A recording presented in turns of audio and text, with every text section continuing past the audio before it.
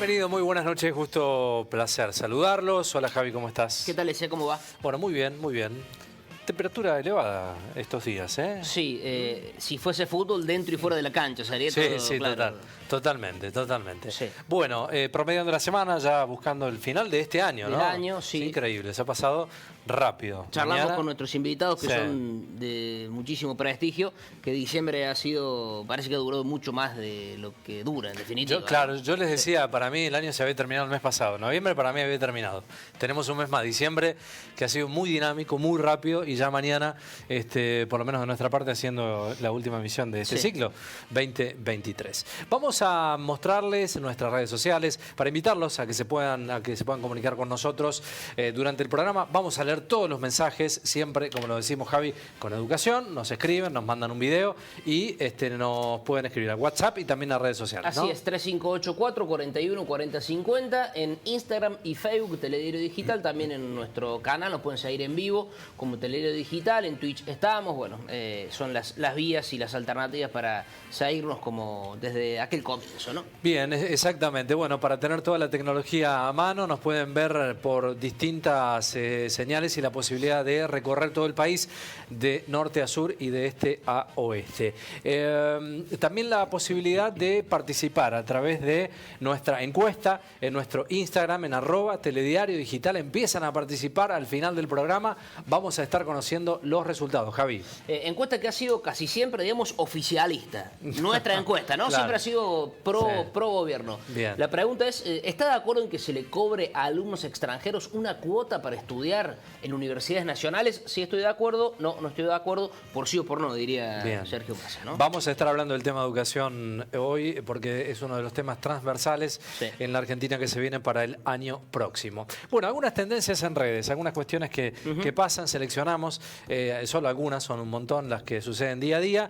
El intendente de San Carlos, Javi, ha congelado su sueldo durante 3 meses para él y para todos los funcionarios municipales. Allí en Mendoza sucedió esto. Así es, como bien lo dice el Zócalo allí. Hoy hablar de congelamiento con la inflación que vuela Claro. es un dato, seguramente sean cuestiones simbólicas, de las que tanto se piden en algunos casos, ¿no? Y creo que deben ser entendidas como tal, ¿no? Exactamente. Hay que ver si hay cuántos afectados hay y todo eso, ¿no? La medida va a durar 3 meses, además frenó los ingresos a 15 cargos que había dispuesto crear meses atrás. El congelamiento no incluye a todos los funcionarios, pero sí a concejales y al propio intendente. Esto es en Mendoza, el intendente de San Carlos. Bueno, otro de los temas también muy interesantes que tenemos en placa son, bueno, las movilizaciones que se han empezado a ver, ¿no? En todo el país, en este caso de la CGT. Hay un trabajo que ha hecho Infobae muy interesante, vamos a ver la placa, para ver en promedio de días, ¿no?, cuánto ha sido el impacto de los gobiernos de los últimos años que han, bueno, tenido paro general, movilización. Claro, el gobierno de Alfonsín en 157 tuvo el primero de los 13 o 14 que fueron. Menem 476, con De la Rúa 92, un gobierno más corto, Duhalde 255.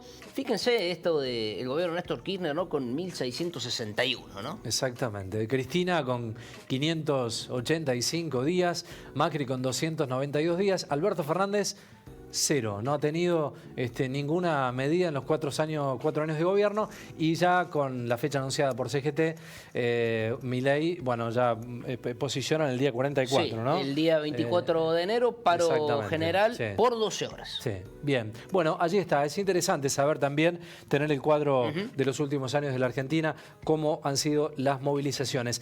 Y hay un último dato también en trama que tiene que ver con el índice de tolerancia de la gente respecto a un ajuste brutal, ¿no?, que estamos viviendo en estos últimos días. Giacobbe y Asociados, esta encuesta de opinión pública sobre situación económica, y allí están los porcentajes, Javi, ¿no?, respecto a la pregunta, ¿no?, si resisten o no la actual situación económica. Bueno, el 34,7% dice no puedo resistir nada, el 17,5% puedo resistir 6 meses, el 14,6% puedo resistir un año, el 10,8% puedo resistir 2 años, 2, el 2% 3, el 19,4, 4 años. Dame ese, ¿dónde está ese 19,4? Sí. 4 años puede Sí, resistir. sí, sí. ¿Eh? Y el 1% no se sabe, nos no contesta. contesta, ¿no? Bueno, primera pregunta que le vamos a trasladar también a nuestros invitados y saludarlos gentilmente a César Avendaño, que es abogado y presidente de FECACOR, la Federación del Colegio de Abogados de Córdoba.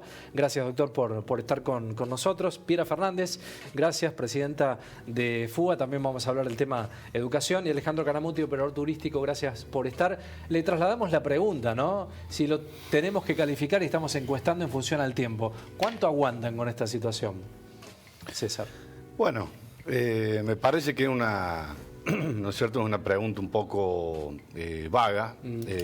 Habría que hacer alguna precisión un poco más concreta en cuanto al menos a una especificidad concreta en lo que se está apuntando. Me parece que es una cuestión más anímica, o la respuesta responde más a una cuestión anímica que una cuestión económica, una cuestión social, una cuestión personal. En la actualidad me parece que la gente está muy movilizada emocionalmente y eso es lo que influye, ¿no es cierto?, en el ámbito, en el ánimo de ellos y en general, digamos, este cambio abrupto que estamos viviendo, que estamos experimentando, no es otra cosa que lo que la gente decidió.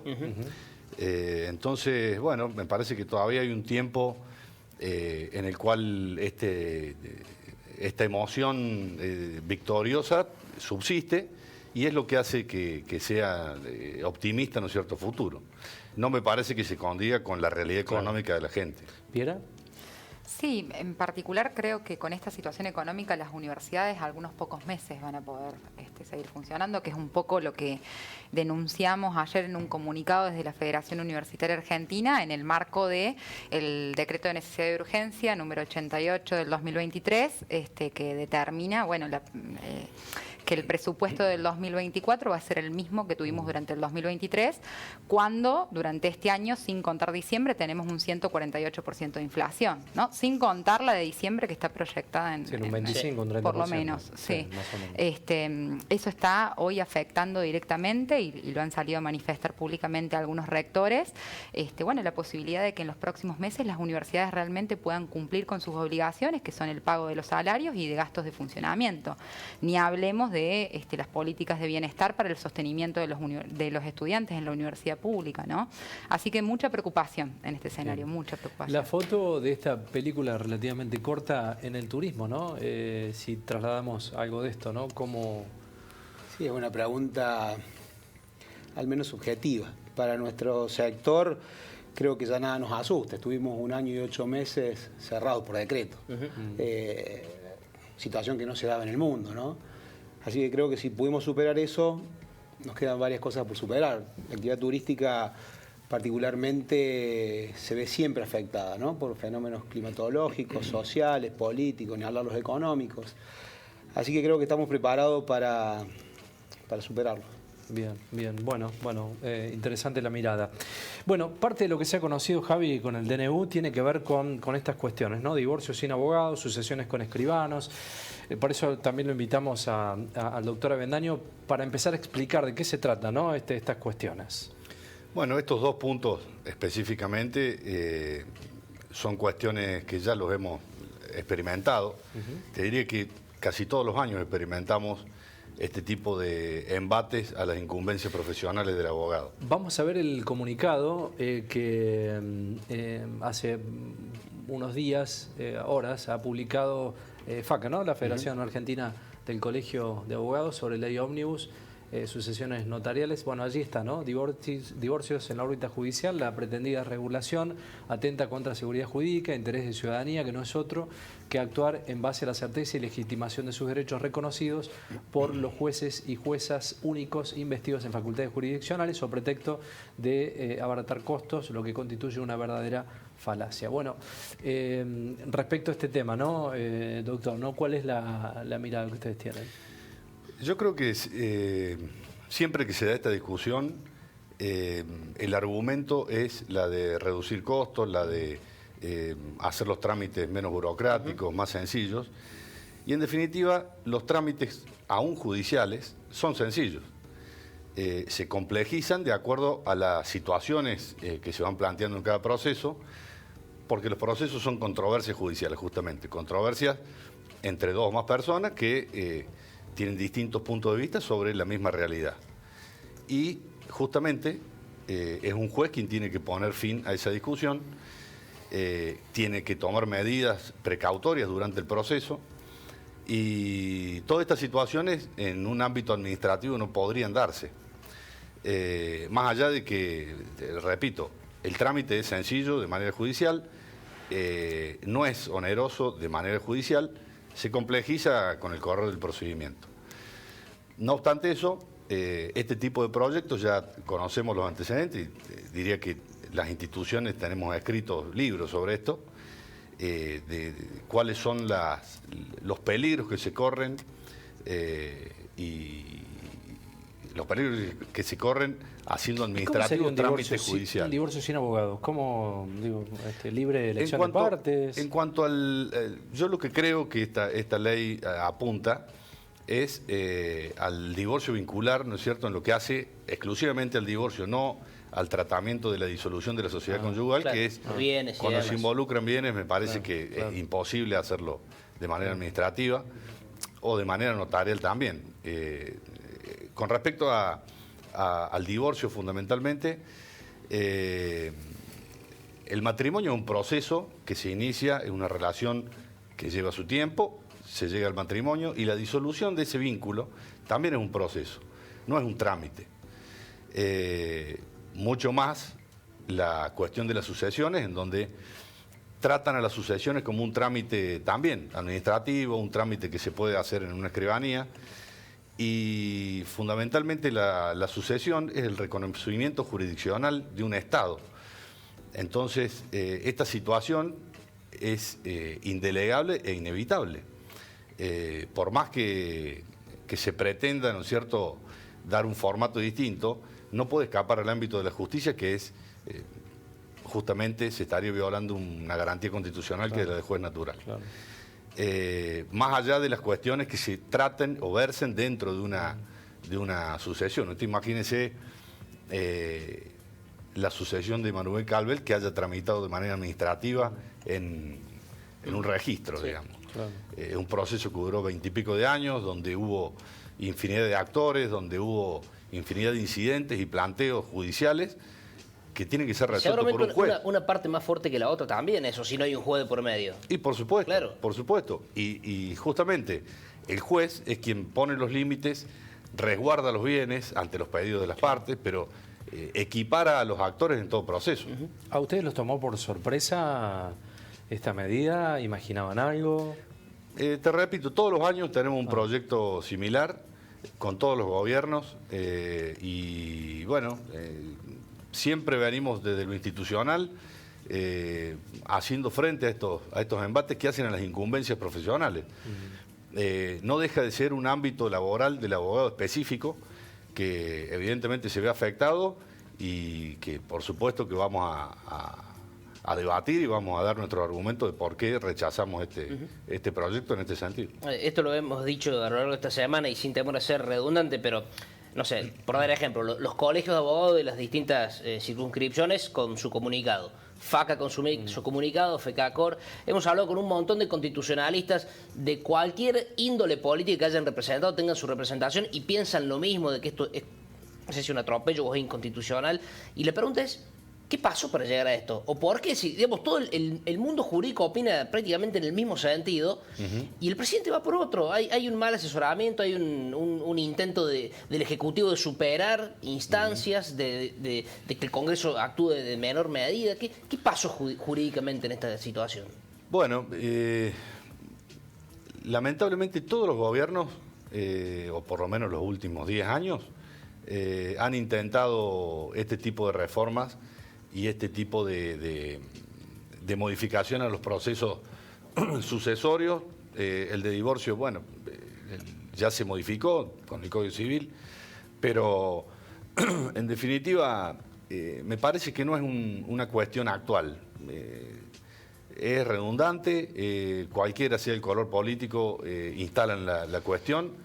Y bueno, y es una batalla que venimos dando desde hace mucho tiempo, así que seguiremos en el mismo camino. Bien, había un mensaje allí que lo tenemos, dice, no veo motivo por el que tenga que haber un abogado cuando las dos partes están de acuerdo, hay que empezar a facilitarle la vida a la gente y quitar burocracias, nos dice Ángel de Paraná. Hay mucha gente que piensa en este sentido, César. ¿Y si las dos partes no están de acuerdo? Porque puede estar de acuerdo en cortar el vínculo, pero en el vínculo hay un montón de cosas, ¿no? No solamente es el acuerdo en el divorcio. Lo que tiene que haber acuerdo, y les repito, si hubiese, en todos los divorcios donde hay acuerdo, el trámite es muy sencillo. El problema es cuando no hay acuerdo. El tema es que las dos partes tienen que tener un asesoramiento, porque las consecuencias que derivan de un divorcio, tanto patrimoniales, afectivas, emocionales, en los vínculos con los hijos, necesariamente tienen que tener un asesoramiento y tienen que conocer cuáles son las consecuencias de las decisiones que están tomando. Claro. Entonces, la decisión que se tome en un registro puede atentar incluso contra derechos de terceros, de los hijos, de los sucesores. ¿Cómo van a avanzar ustedes en los reclamos? Digo, es relativamente nuevo esto. ¿Se van a seguir lanzando comunicados? ¿Tienen previsto alguna acción puntual? Sí, las acciones, desde las instituciones estamos convocando a los legisladores. Vamos a empezar a trabajar sobre el proyecto concretamente, porque todo lo que tenemos ya realizado es sobre otros proyectos anteriores, que la verdad que son distintos, pero en el fondo hacen a lo mismo. Y vamos a hacernos escuchar, a hacer nuestra propuesta, nuestra opinión y bueno, por supuesto, validando lo que venimos diciendo hace tantos años. Claro. Bueno, vamos a volver seguramente con este tema porque hay muchos mensajes que nos escriben respecto a también saber de qué se trata, sí, claro. Porque por ahí lo que falta, Javi, es explicar muchas veces el cómo, ¿no? Se tiran títulos y falta explicar el cómo. Bueno, de eso estamos trabajando hace ya un par de semanas. Sí, ¿no? Porque pensemos que es un DNU que tiene 300 y tantas proyectos o leyes, y una ley ómnibus que tiene 660 y tanto. Y bueno, uno va agarrando más o menos lo que encuentra más atractivo o que puede involucrar a más gente. No es tan sencilla la situación. Totalmente. Bueno, y cambiando, vamos a volver seguramente a hablar de este tema, pero se ven las vacaciones, una instancia que siempre es necesaria, ¿no? Hasta un derecho adquirido. Pero claro, a partir de esta situación, se frenan las reservas para el verano, hay vacaciones en modo gasolero y hay una caída en la industria turística realmente fuerte como no se ha visto en los últimos años. Alejandro Caramuti, estás hace muchos años en la industria turística. ¿Qué mirada tienen respecto a estas últimas acciones que han ido sucediendo? Bueno, es real, se frenaron las reservas, sí. No creo que sea por esta situación, no afecta de lleno esto del DNU. La caída de las reservas generalmente se sucede cuando hay hecho actos eleccionarios, eso por lo general pasa, y esta vez, bueno, teniendo en cuenta el contexto con el que veníamos, creo que eso lo agudizó. Sin duda estamos en presencia del peor año después de la pandemia de los últimos 10. Hablamos de una caída de un 20% aproximadamente del promedio de reserva de los últimos años del tercer trimestre. Pero como te digo, siempre las elecciones generan demora en las reservas. En esta situación se dio un contexto especial donde manejamos para todo lo que es el turismo interno, la mayoría de los destinos y las propiedades manejaban precios en dólares, a dólar oficial, pero no permitían el pago. Todos expectantes a que iba a suceder lo que sucedió, entonces era muy difícil contratar en noviembre. Claro, desde la agencia, ¿no? Hablando desde el lugar de Hablando la de agencia, nuestra, de nuestra situación. Claro, mirá. Incluso particulares, por ahí que se contactaban con hoteles en determinados destinos, decían, bueno, vale X cantidad de dólares, pero me lo puedes pagar 10 o 15 días antes de llegar. Claro. Entonces generaba incertidumbre, eso es muy difícil. Por ahí los viajes internacionales no se vieron afectados tanto, porque tengamos en cuenta que el dólar para viajar era el dólar oficial más el 155% de carga impositiva. lo que lo hace similar al dólar que estamos manejando hoy. Claro.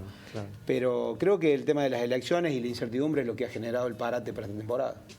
Yo pienso, veía precios así curioso de la costa atlántica, por ejemplo, que históricamente ha sido un lugar... No se va para allá. No, pero veía y digo, bueno, qué oneroso todo, ¿no? Porque en definitiva, a lo mejor el valor de hoy, de 15 días en algún lugar X, es un valor similar a si sacaba los pasajes hace, no sé, meses atrás a irme a Europa o irme a otro lado. Sí. La costa por así costa atlántica, podemos decir la Sierra de Córdoba, y tantos lugares, ¿no? Sí. Nosotros por ahí creemos que la Sierra de Córdoba tiene que ser más barata, pero no lo es. En realidad la Sierra de Córdoba la tenemos más cerca y eso nos lo hace más accesible. Pero, un tema de percepción. Exacto. Pero sí, yo creo que todos los destinos se ven afectados por igual. Y ojo, no mirando solo desde el lado del consumidor, ¿no? Hay que pensar también en el prestador del servicio. ¿Cómo hago para darte una tarifa en noviembre si no sé lo que voy a pagar en enero, febrero? Te repito, creo que la incertidumbre es lo que generó este parate.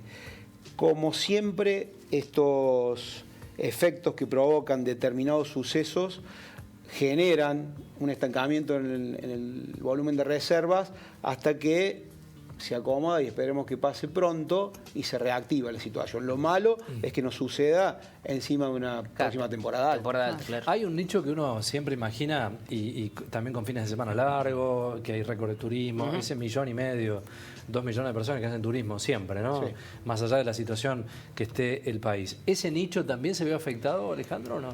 Bueno, ese no lo alcanzamos a vivir en esta situación. Claro. Yo creo que los fines de semana largos, los extra largos, son positivos. Generan por ahí un achatamiento en la curva de la alta temporada, que eso es bueno, porque disipa a lo largo del año las reservas y eso genera trabajo y está bueno. No se vieron afectados porque no se sucedió en este. Bueno, dentro de las cuestiones también positivas que hay que resaltar de la gestión anterior, el previaje, digo, fue un éxito, ¿no? Sin dudas. Eso también generó ocupación durante todo el año en distintos destinos del país, ¿no? Tal cual. Sí, el previaje fue realmente un acierto. Como todo, ¿no? Como todas las cosas que por ahí hacen ruido, en una primera instancia hubo como un rechazo al previaje. Parecía que era subsidiar el que podía. Y con su implementación, interpreto que no fue así, muy por el contrario. Fueron varios los aspectos positivos del previaje. Por un lado, dinamizar la actividad después del parate de la pandemia, que fue catastrófico para el sector, lo puso en movimiento. Y otra cosa muy importante, puso dentro de la formalidad a los viajes, que eso es muy importante. Claro. Es algo que se sucede, vos ves que existen viajes que operan de manera ilegal. El previaje obligaba a que la gente comprara en blanco y eso fue lo positivo. Entonces ponía en funcionamiento una rueda donde si bien la carga impositiva es muy alta, volvía de alguna manera. Entonces ese 50% o 70% que recibían los afiliados PAMI de retorno también se iban a operar después en blanco. Entonces eso ponía en el marco de la legalidad la actividad y eso fue muy positivo también. Hay un mensaje... Sí, Agustín, que ya tiene destino, Javi, ¿no? Yo tenía pensado viajar a la Patagonia, pero terminé eligiendo el norte porque es más barato, dice Agustín, que le mandamos un saludo. ¿Está en lo cierto, Alejandro, o no? Sí, puede ser. Puede ser, sin duda que los destinos del sur son destinos muy demandados por el turismo internacional y eso hace que los precios por ahí se vayan un poco más arriba. En el norte es un poco más económico, pero bueno, la verdad que no hay una regla general para esto, ¿no? Pero hay destinos del norte también que se cotizan muy bien. Tuve una situación, hablo de juego con Pierre y con César también para hablar de este tema, hace unos meses averiguando valores y viendo un poquito lo que uno podía hacer en el verano, me pasó en la costa atlántica hablar con una persona que tenía cabañas en alquiler, primero ante la incertidumbre, dos o tres personas que hablé previamente no tenían precio. En esa época estoy hablando de octubre, noviembre, por allá, no se animaban, ¿no?, a alquilarte. Y otro me pasó, yo se los pregunto por si ustedes vieron alguna situación similar, con la cotización del blue, del día. ¿Tá? Yo le tenía que transferir a valor dólar blue del día, allá por octubre, noviembre, cuando la situación estaba bastante difícil, y cancelar el 50% o 60% ya en el momento de estar allá, lo que generaba también una incertidumbre grande. ¿Han tenido alguna experiencia con el tema reservas y con el tema dólar, ahí jugando el medio? No sé qué les ha sucedido. Por mi parte, no, he tenido un año sin poder planificar vacaciones y sin poder tener vacaciones Bien. tampoco César. en enero. Así que- Sí, en mi caso hemos planificado las vacaciones con mi familia, previstas para enero, que es el mes en donde nosotros estamos un poco más aliviados. Claro, por la feria y Lamentablemente, demás. lamentablemente porque es el mes más caro, me parece también. Pero no hemos tenido problema. No hemos tenido problema de ningún tipo. Bien, No. bien. Bueno, no Hubo pasa una nada. previsión medianamente razonable y ¿Y de qué valores hablamos, Alejandro, respecto a, familia tipo en diferentes destinos turísticos promedio, ¿no? 15 días, del pongámosle. ¿Podemos esperar el lunes? Te van a llamar, ¿eh? Es difícil Claro. determinarte, Hoy pero... una familia que gasta 600, 700 mil pesos para ir a Sí, dormir 7 días. Sí, dependiendo del destino. Más o sí, menos, es un sí, montón, sí, sí. ¿eh? Sí, tranquilamente. Es un montón. Tranquilamente. Es un montón. Pero mira, hay una disparidad de precios tal Claro. en todo que realmente es muy difícil acertar. Vas a gastar 600 mil pesos en esa semana de alojamiento, pero no tenés idea de lo que vas a gastar en comer. Esa es la realidad. Hoy no se sabe. Si haces una recorrida, bueno, nosotros tuvimos la posibilidad ahora, en esta última semana estuve parte de días en Brasil trabajando, parte de días en el sur, y notas la diferencia de realidades económicas, donde te encontrás con los mismos precios que venimos viviendo con su variación obviamente en Brasil, Sí. desde que tenemos memoria, con inflación lógica, y los días que estuve en el sur, como bien dijo por ahí el amigo que cambió el destino, creo que hizo bien. Es exorbitante la diferencia de precio que hay entre un comercio a 200 metros de distancia. Claro. Y cuál es la clave de Brasil? que supongo que tiene una estabilidad o una estabilidad económica, básicamente. Sufrieron una inflación, cuando hablaba con el empresario brasileño, decía, no, porque hace unos años tuvimos una inflación de loco, tuvimos como el 10%. Decía, de mi casa supo. Regálamela. Claro. Entonces vos decís, claro, se asustan por ahí con esas cosas y nosotros las naturalizamos. ¿Cómo la contás en Brasil? Vos que hace mucho que estás, vas y venís continuamente. Te deben preguntar casi a modo de juntarse y decir, che, no creo lo que estás diciendo respecto a la realidad. Más allá que estamos cerquita, ¿no? Nos tienen muy cerca y la verdad que nos miran mucho. El brasilero le presta atención a Argentina y somos modelo para ellos.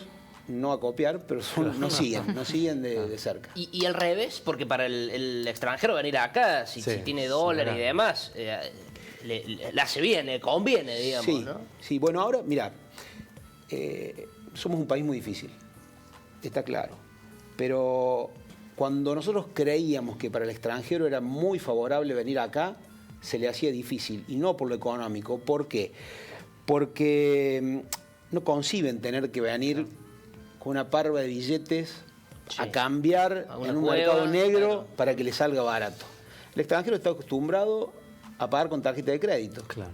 Y el que venía de afuera y pagaba con tarjeta de crédito, a su banco volvía dividido el oficial. O sea que pagaban 2 o 3 veces lo que realmente valía en dólares. Entonces era una situación difícil que se le daba al turista. Nos pasa que operamos con turistas del exterior y la primera vez que nos pasó nos llamó mucho la atención porque claro, el tipo pagaba un pasaje de X cantidad de dólares en Argentina y se le convirtieron al doble en su tarjeta de crédito. Hasta que enganchaba y decía, no, acá sucede algo raro, entonces no podés hacerlo de esa No hay que ir manera. por acá. Tenemos que ir por otro lado. Lo aprendimos. Hoy se da diferente la situación. Les es más cómodo, pero por ahí un poco más caro. Claro. Es más cómodo, ¿por qué? Porque gastar con tarjeta les resulta parecido. Vamos a hablar también del tema del turismo porque es muy interesante, porque es parte de las cuestiones, ¿no? Que también algunos que pueden, ¿no? Lo decía Pira también, es cierto, porque hoy termina siendo un costo que te define la economía para lo que viene. Respecto a los sancionados, esta ley ómnibus, los cambios en materia de educación, tenemos trama para ir viendo algunos ítems y empezar a hablar con Piera respecto a un tema que preocupa y ocupa, ¿no?, a las instituciones educativas. Allí empezamos a ver, Javi, algunos de los cambios en educación. Sí, se podría cobrar una cuota a extranjeros que vengan a estudiar a universidades nacionales, aunque se podrá implementar un sistema de becas financiado por convenios con otros países o instituciones privadas extranjeras. Esto lo decíamos ayer también y estos días. Si Argentina se ha caracterizado por algo, por tener una educación pública, gratuita, de calidad, que solamente tenga cosas para mejorar, como todo. Pero bueno, yo personalmente lo veo. Se podría, quienes son residentes no, pero a mí hay una cuestión que no me cierra. Ruido. Sí. ¿Piera? Sí, es uno de los ítems de las muchas reformas que trae esta ley ómnibus, que la verdad que estamos estudiando en profundidad, que insisto un poco con lo que hablábamos antes de comenzar el programa. Lo que nos preocupa es que venga una reforma educativa sin discutirlo con las instituciones, de arriba, enlatada, sabemos que no funciona, de una manera desordenada, y lo peor de todo es que no resuelve ninguno de los problemas que tenemos que resolver urgentes en la cuestión educativa. Dicho esto, bueno, yo creo que estamos en un momento social donde la crisis económica nos pone en jaque a la hora de pensar este tipo de temas, y estoy segura de que probablemente la encuesta de que hay que cobrarle a los extranjeros dé positivamente de que hay que cobrarle a los extranjeros. A mí me parece que lo primero que tenemos que saber cuando hablamos de estos temas son los datos estadísticos de la realidad. Que hay que saber que solamente el 3,9% de hoy los estudiantes que estudian en las universidades nacionales son extranjeros, según la ex Secretaría de Políticas Universitarias. Sí. Y cuando se crea esta estadística, está pensado en todo lo que es extranjero. No específicamente en los que están pensado este artículo, que es los que no son residentes, es decir, los que tienen menos de 2 años de residencia en el país. Lo segundo que hay que decir es que todos financiamos la educación pública y la universidad, inclusive el extranjero que está estudiando en la universidad, que alquila una propiedad, que compra una Coca-Cola en la esquina y paga el IVA, y que compra apuntes y que paga básicamente los impuestos para sostenerse también en el ámbito universitario. Y lo otro, digo, hay distintas cuestiones que tener en cuenta. Es mucho mayor la tasa de extranjeros también en la cuestión de posgrado, que eso sí es arancelado, que es del 10%, o sea, también ahí hay un ingreso de financiamiento importante. Y también en términos porcentuales, no en términos de cantidad, por supuesto, es más importante el porcentaje de estudiantes extranjeros que estudian en universidades privadas que en universidades públicas. Entonces, lo que nosotros decimos al respecto es, en primer lugar, que no va a resolver ningún tipo de problema que tiene hoy, que es el problema del financiamiento educativo. Entonces, digo, es un argumento que la verdad que parece más embarrar la cancha de la discusión sobre la situación presupuestaria que tenemos hoy en las universidades que buscar una solución real a los problemas que tenemos. Y segundo, que de verdad no soluciona ninguno de los problemas, porque, insisto en lo que mencionaba recién, es ponerle un arancel a un estudiante extranjero que no va a solucionar el financiamiento, que lo único que hace es perjudicar el ingreso en la universidad pública, y que tiene una mirada xenófoba, hay que decirlo también. Podemos después discutir el resto de los servicios, podemos discutir la salud, que es otra cosa, podemos discutirlo. Ahora, en materia educativa, parece casi una chicana en este contexto, y hay que decirlo con todas las letras. Y lo que tiene es que va acompañado en el marco de una serie de reformas, que también las quiero mencionar, que son pequeñeces, que son cuestiones técnicas, que se están analizando, que no se termina de interpretar bien en la misma norma cómo van a implementar muchas de las cosas que traen aparejadas, pero que atacan los dos principios que son el orgullo de la Universidad Pública Argentina, que son la gratuidad y que son el ingreso irrestricto, ¿no? Esto lo hacen con los extranjeros, lo hacen con los adultos. Esta normativa también elimina el ingreso de estudiantes de mayores de 25 años sin secundario completo, que hoy tenemos en las universidades nacionales la posibilidad de que con un examen y con una preparación previa, estudiantes que no terminaron el colegio secundario puedan recibirse, estudiar en la universidad pública. Tengo el orgullo de conocer muchos de ellos que son recibidos enfermeros profesionales que nos atendieron en la pandemia de la Universidad Nacional de Río Cuarto, y que, bueno, si de implementarse esta ley no podrían ingresar más a la universidad. Ahí tenemos un mensaje que va en saga con lo que decía Piera. Dice, no solamente habría que cobrarles a la universidad, sino también cuando se atienden en hospitales públicos. Saludos desde Neuquén, porque también se instaló esa fantasía, ¿no?, en las provincias limítrofes que vienen a atenderse. Gratis, como si hiciera una cuestión voluminosa en términos presupuestarios y demás, que yo coincido, tiene más tintes xenófobos que otra cosa, ¿no? ¿De dónde se saca este modelo? Digo, ustedes recurrieron, porque viste que hay un rejunte de varios países para tratar de aplicar este cambio cultural en la Argentina en varios aspectos. En materia educativa, ¿a qué se ha copiado o para dónde se mira? Sí, hay distintas cosas, ¿no? Yo creo que se está mirando mucho algunas cuestiones de Estados Unidos. Esto del examen final del secundario, Por ¿no? ejemplo, Claro. también, insisto en eso, cuando digo son el preludio de, digo, bueno, es un examen final en el secundario y después también prevé la posibilidad de un examen de ingreso en la universidad en vez de hacer un ingreso universitario. Tampoco explica cómo lo va a implementar. Bueno, es el preludio para decir vamos a tomar examen de ingreso para entrar a la universidad, ¿no? Hay una mirada mal implementada también de lo que es el modelo de Brasil, pero también son cosas que la verdad que, por lo menos de los expertos en materia educativa que hemos estado hablando, que además administran universidades nacionales, no se entiende bien a dónde quieren llegar con estas reformas. Hay cuestiones, por ejemplo, la posibilidad abre lugar a la educación a distancia híbrida y la habilita la misma norma desde cuarto grado del primario. Yo me pregunto qué chico de cuarto grado del primario podemos pensar que va a adquirir conocimientos, el más importante de todos, que es el de socialización, que es el que tenemos en el primario, a través de una pantalla, ¿no? Realmente, insisto, es muy difícil pensar en una reforma educativa que solucione los problemas educativos que tenemos en la Argentina, que, insisto, los reconocemos, si no somos, en primer lugar, capaces de discutir con los miembros del sistema educativo qué es lo que necesitamos transformar urgentemente, ¿no? Hay otras tramas para también conocer estos cambios en materia de educación. Al finalizar la secundaria, ahí lo decíamos, claro, los estudiantes tendrían que rendir un examen para acreditar su nivel de desempeño y los docentes deberán revalidar sus conocimientos cada 5 años, ¿no? Siempre potencial, ¿no?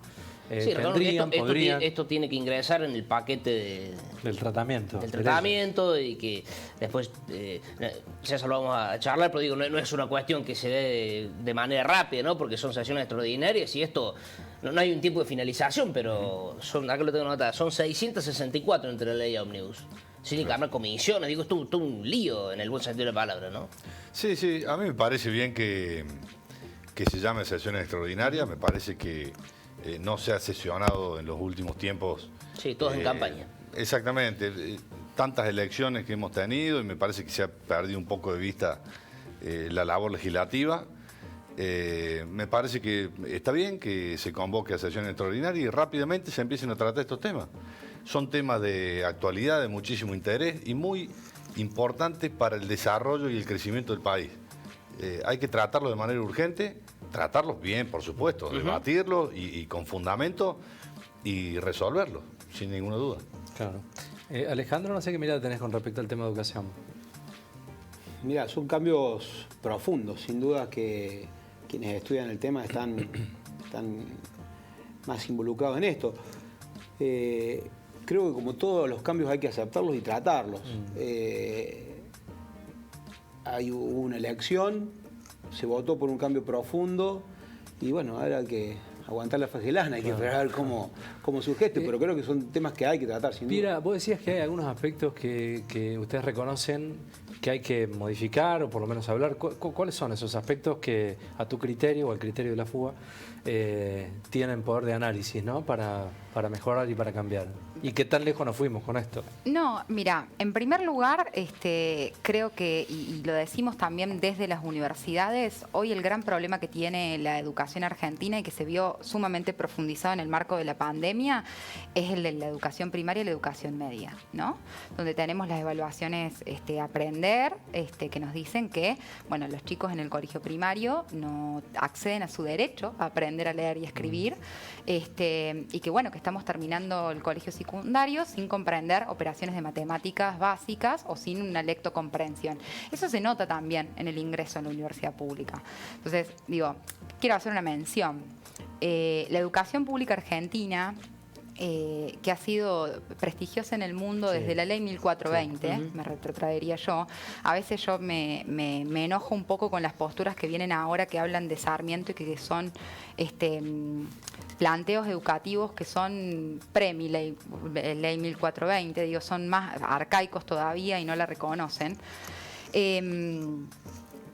El gran deterioro de la educación pública, sobre todo media en la Argentina, para mí tiene que ver con el proceso de descentralización de la educación media en la Argentina que se dio en la década de los 90. Por eso te iba a preguntar a partir de cuándo, ¿no? Porque teníamos una educación a nivel Latinoamérica. Nuestros padres eran, claro. Sí, exactamente. Mis padres iban a la escuela pública y mi mamá es docente formada en la escuela normal y era de absoluto prestigio. Y justamente el deterioro viene a partir de la década de los 90 con el financiamiento educativo y con una mirada mercantilizadora de la educación que trae la Ley de Educación Superior, muy similar al planteo educativo que estamos teniendo ahora. Lo que creo es que lo primero que tenemos que revisar es qué está pasando con las instituciones educativas que no están enseñando hoy las cuestiones básicas como son la lengua y que son la matemática. En eso sí creo que hay que trabajar en la formación docente fuertemente. Claro, ¿qué hay que hacer? No, mira, en primer lugar, trabajar con un financiamiento también estratégico. ¿Y qué es lo que quiero decir con esto? Para mí es muy difícil que pensemos que vamos a resolver los problemas educativos si no tenemos plata para resolverlos. Porque hay una realidad. Hoy vamos a una escuela pública y la infraestructura de la escuela se cae a pedazos. Y es muy difícil exigirle a un docente que dé clases y a un chico que aprenda si tenemos hasta la infraestructura del colegio que se cae a pedazos. Entonces digo, si queremos solucionar los problemas, lo primero que tenemos que hacer es invertir. Invertir estratégica e inteligentemente. Estamos todos de acuerdo en eso. Ahora, no de financiarlo. No de financiarlo para que se tengan que poner a competir los colegios por el financiamiento privado, o como habilita esta ley. Esta ley, el proyecto de ley elimina un artículo que era clave en la Ley de Educación Superior anterior, que era la que prohibía a las universidades generar convenios con fines lucrativos. Hoy lo permiten. ¿Por qué? Porque quieren permitir el financiamiento privado de determinadas actividades. Y ahí es cuando nos desentendemos como Estado del rol principal que tenemos. Y esto es lo que comprendió la Ley 1420. Como Estado tenemos que garantizar el derecho a una educación libre, laica y gratuita, ¿no? Para formar justamente a nuestra población. Miren, hoy el desarrollo del mundo en el marco de la economía del conocimiento el desarrollo de las grandes empresas pasan por la generación de conocimiento e innovación científica y tecnológica. Y nosotros estamos desfinanciando las universidades nacionales que investigan y generan innovación científica y tecnológica y desfinanciando el CONICET. Digo, yo la verdad que creo que todo lo que hay que hacer es al contrario de lo que está haciendo este gobierno. Y después sí digo, hay que trabajar en la universidad particularmente en reformas de los planes de estudio, hay que trabajar en trayectos académicos más breves con perfiles técnicos que nos permitan insertarnos rápidamente en el mercado laboral. Hay que pensar también en una fuerte formación en programación, en talleres de oficio, que hoy las universidades públicas lo están haciendo. Entonces digo, me parece que, y yo he tenido experiencias a lo largo de recorrer las universidades públicas este año que son profundamente valiosas, que realmente le están dando la oportunidad de estudiar a gente que no tenía ni cerca el proyecto, en su proyecto de vida la posibilidad de estudiar en una universidad pública. Entonces creo que lo primero que hay que hacer para discutir sobre educación superior es conocer un poco el sistema en profundidad. Mira el dato de la meritocracia, muy interesante este mensaje. Dice, ¿cómo va a estar de mal la educación si hasta la repitencia quitaron en algunas provincias?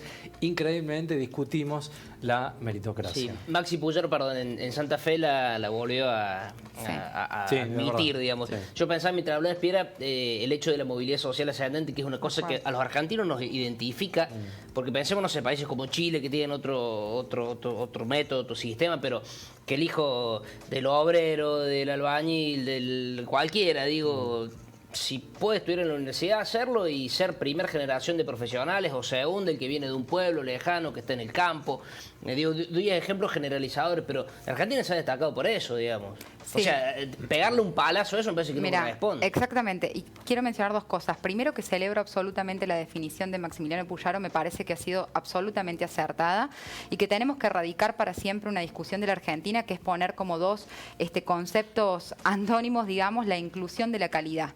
Nuestra educación superior es excelente en la Argentina, de buena calidad, porque es absolutamente accesible y es inclusiva porque es de excelente calidad, porque sí es para todos, pero es de mala calidad tampoco me sirve. Y acá hay algo que pensaba recién cuando los escuchaba, que es en el marco de bueno, lo que pasó en la elección y lo que demanda la población y lo que demandamos del Estado también, que es un Estado que la verdad que nos decepciona, donde pagamos un montón de impuestos y no recibimos buenos servicios. Digo, en general hay un descontento generalizado con el Sí, Estado y claro, lo comparto. porque llegamos acá con un diagnóstico, digo, no olvidarnos de eso, ¿no? Absolutamente. Sí. Ahora, lo que digo es, justamente la Universidad Pública Argentina es hoy una de las poquísimas instituciones del Estado que todavía conserva un prestigio a nivel nacional y a nivel internacional, como prácticamente no puede garantizar otras áreas. O sea, yo lo que les digo a cualquier ciudadano de la Argentina es, uno paga sus impuestos y sabe que tiene la posibilidad de acceder a la universidad pública con todo lo que conlleva. Todos sabemos que sea gratis no quiere decir que todo el mundo pueda acceder. Sí, lo que hay que decir es que en los últimos 10 años creció un 67,6% el ingreso a la universidad pública. Ahora sabe que si puede acceder a la universidad pública va a poder acceder a una carrera de la más alta calidad con un título profesional que le va a permitir ejercer el día de mañana cuando salga a la universidad. Claro. Eso es prácticamente Javi. único en el mundo. Sí. Sé que pensaba, y esto para que lo charlemos los tres, no sé, quienes tengan hijos en edad de estudiar y está la posibilidad de mandarlos a otra ciudad y demás, con la cuestión de la ley de alquiler, por ejemplo. Entonces te pregunto, César, che, mira, ¿cómo puedo hacer? Vos como abogado asesórame, a ver, ¿qué alquilo? ¿Dónde? ¿A qué precio? ¿Esto le quedan al DNU? ¿Ya horas? Nada. 1 hora Sí, y sí, 2 claro. horas y Sí, sí, 1 sí. hora y 13 minutos para que entre en vigencia. Sí. Y distorsiona todo, ¿no? Sí, sí. Yo antes de entrar en este tema particular, por ahí me gustaría preguntarte, ¿por qué crees que ha proliferado la educación privada?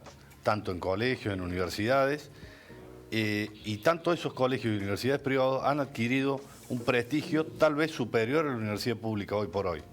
Pero ¿por qué pensás vos o por qué crees que esto ha sucedido de esa forma? No, lo primero es que... Porque, discúlpame, Sí. las universidades privadas son solventadas por empresas. Sí, Entonces, Lo que no creo, en primer lugar, y vale la pena aclararlo, es que hoy tengan un mayor prestigio las universidades privadas que las universidades públicas. No hay nadie que pueda decir, ni siquiera un ranking internacional, que hay una mejor universidad en Argentina que la UBA. Lo dicen los rankings internacionales, digamos, ¿no? Creo que hay dos variantes distintas, ¿no? Hay algunas cosas en las cuales las universidades, y yo coincido, y creo que conlleva mucho esfuerzo también, sin lugar a dudas que se tienen que ayornar. En la universidad hay procesos que son complejos. Por ejemplo, en la Universidad Nacional de Río Cuarto no tenemos las posibilidades de ofertas de bandas horarias para cursar Bueno, eso es que una clave, sí tenemos claro, en la UBA, claro, ¿no? sí, sí. Entonces, y hoy en un contexto donde la gran mayoría de los estudiantes o un porcentaje importante de los estudiantes trabajan para poder sostenerse Claro, en la universidad, claro. ¿no? En un contexto donde, lo decían recién, tema ley de alquileres. Hoy te sale muchas veces más barato pagar la cuota de una universidad privada que pagar un alquiler para mudarte a una capital para estudiar en una universidad pública, ¿no? Yo creo que, digo, y muchas veces también hay que, no pensarlo. Yo no creo que haya que poner a competir a la universidad pública con la universidad privada.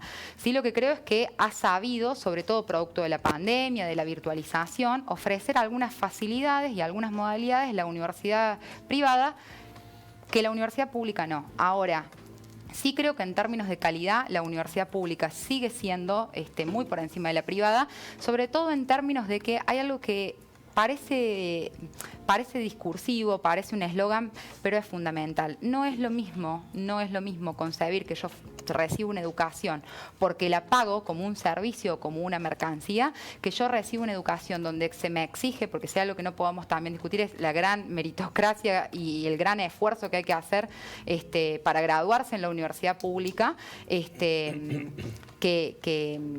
si yo consigo mi educación como un derecho, el cual me lo deben garantizar y en el cual debo cumplir con los requisitos, por supuesto, para recibirme. Cuando es una mercancía, la discusión es otra. Hay un mensaje, ahí seguimos.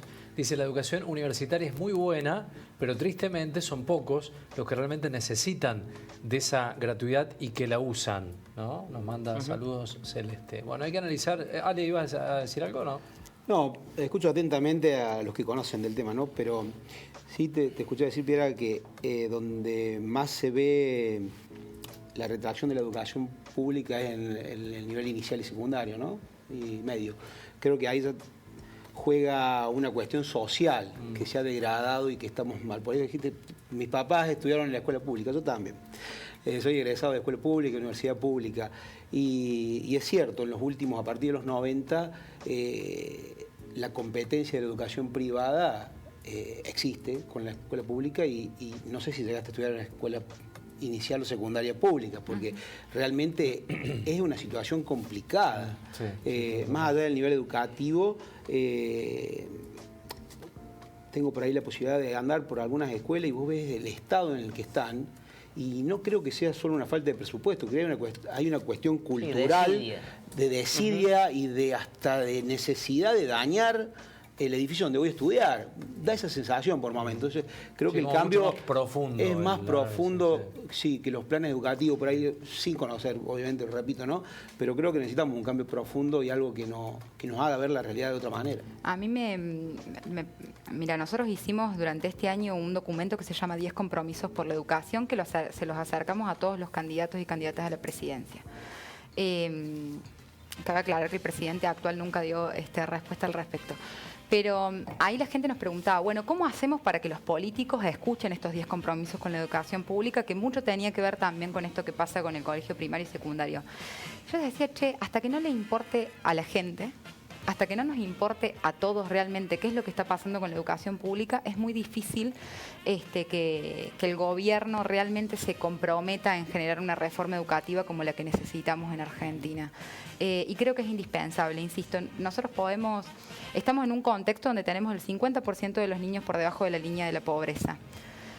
Es muy difícil que la Argentina salga como un país realmente pujante y bien como nosotros queremos ver a la Argentina, si no producimos las reformas educativas y si no invertimos y ponemos a la educación en el centro del país que soñamos y que queremos. Piera, la cartera educativa que ha conformado Milei, ¿qué mirada tienen ustedes?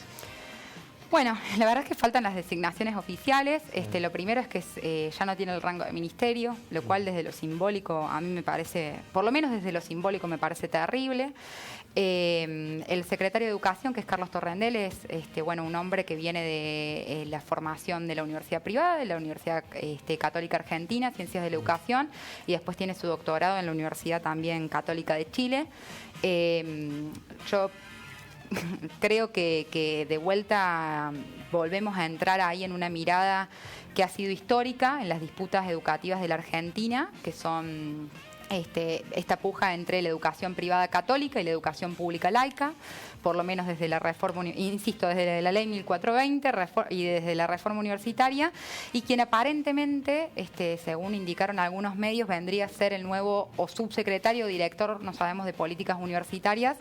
La verdad que pude leer uno de los artículos que escribió sobre su mirada de la universidad pública y la verdad que es preocupante. Es preocupante porque habla de una universidad corporativista, donde funciona con lógicas antidemocráticas y con una mirada de cuáles son las reformas que hay que atacar, que están absolutamente alejadas de cuáles son las que creemos que están nosotros. La verdad que lo recomiendo al texto, leerlo para verlo críticamente. Es muy preocupante la mirada que tiene sobre la educación. Bien. Bueno, es un tema coyuntural la educación en la Argentina.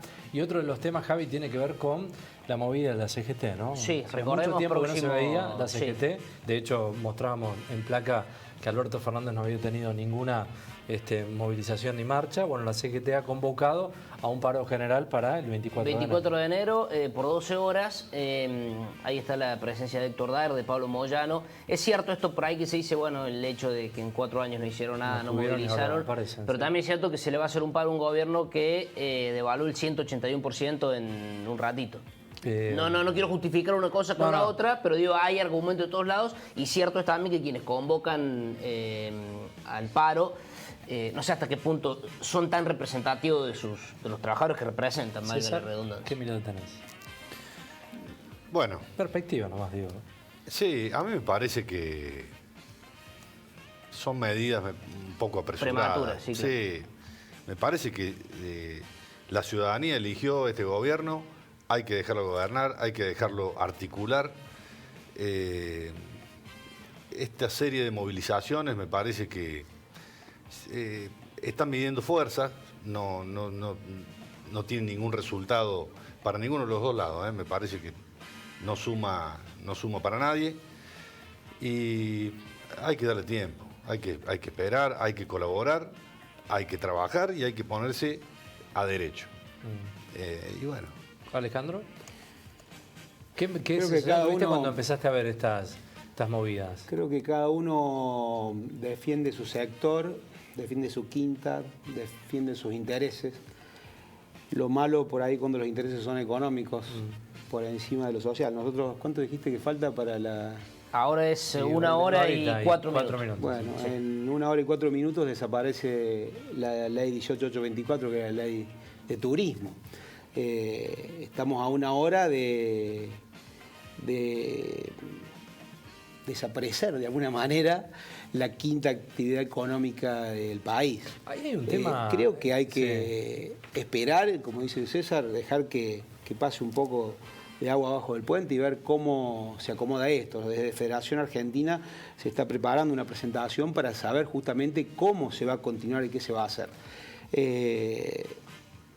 También dejamos de ser ministerio, ni siquiera vamos a ¿Cómo ser quedan secretaría. afuera ustedes? Porque claro, desaparecen... Desaparece la ley de turismo. Yo creo que Sí. va a existir un marco regulatorio en todo esto, como en toda actividad. Pero bueno, todavía no Pero se libre conoce. contratación Como hoy. entre partes. Como hoy. Creo que lo peor de esta parte de la justificación de la derogación de la ley fue su justificación, es decir, acabar con el monopolio en una actividad que Claro. en absoluto es monopólica. Muy por el contrario. Las agencias de viajes compiten con quienes están fuera del sistema turístico incluso. Entonces, lejos de ser monopólica. Pero te repito, creo que va a haber un marco Claro, si regulatorio. no fomenta la informalidad. Hoy la informalidad es formal, va a pasar a ser formal, Claro. pero Bueno, claro, lo que hasta hoy era informal. lo que claro. hasta hoy era informal, exactamente. Yo creo que de alguna manera va a haber, ya te digo, un marco regulatorio porque es una actividad económica dentro del país importante. Por un lado se la enaltece, por otro lado se deroga su ley, Sí. que era una ley obsoleta, que se pedían cambios, que eran necesarios. Ahora vamos a ver cuál va a ser la reformulación. Claro. Por ahí lo que nos alienta un poco es que la funcionaria que quedaría a cargo es una funcionaria que viene de la gestión anterior. Vos mencionaste previaje, bueno, fue una de las impulsoras del previaje, o sea que esperemos que en alguna manera las buenas políticas continúen y corrijamos las malas. Qué locura, qué cierre de año, qué incertidumbre donde tocas, Sí, sí, sí. hablas en potencial, en lo que podría llegar a pasar. Quiero hacer una última pregunta Sí. y le quiero pedir a Pierre que sea breve en la respuesta para que no me reten a mí y por ende... Claro, nos queda mucho más tiempo. No, Emiliano Jacobiti fue presidente de la FUA, hoy es un dirigente radical de muchísimo peso. Pablo Hapkin también, y hoy es intendente de Rosario por segundo periodo. Freddy Storani en los ¿Qué le va- 70. le va a pedir no, cargo? le pregunto dónde va a estar, dónde imagina que puede estar en 10, Claro, 15 años. ¿a dónde la vemos? Menos. Me matas y encima breve, trabajando por la educación, es Muy la bien, única claro. certeza. Excelente. Bueno, excelente la respuesta, Sí, cortita. sí, bien, como debe ser. devolvió la Y pared real, primera. juro que fue genuina. muy Vamos bien. a conocer los resultados de la encuesta que lanzamos hace 1 hora específicamente, que tiene que ver con esto que Es como dice, comentamos, ya está ¿no? el resultado, como dice, mira. Como dice Pierre, Claro. mira. Claro, Está puesto el resultado. 86-14. Sí, sí, Claro. sí. Pero Bueno, bueno. está de acuerdo en que se le cobre a alumnos extranjeros una cuota para estudiar en universidades nacionales, el 86 contra el 14, el 3.9%, Claro. Piera, ¿no? De alumnos extranjeros en el país. Sí, debe ser un poco menos si consideramos solamente los que Los no no son residentes, residentes. claro. Sí, mucho Bien. menos. ¿Se han sentido cómodos? Sí, por Bueno, supuesto. gracias por el tiempo. Sabemos que han tenido que dejar de lado algunos compromisos. Se agradece enormemente. Esperemos construir entre todos y explicarle a la gente, quienes nos miran, empezar a entender, tanto como nosotros, alguna de estas cuestiones. Gracias por estar, Javi. Muchas gracias. Nos vemos mañana. Hasta mañana. Hasta mañana. Gracias por la compañía.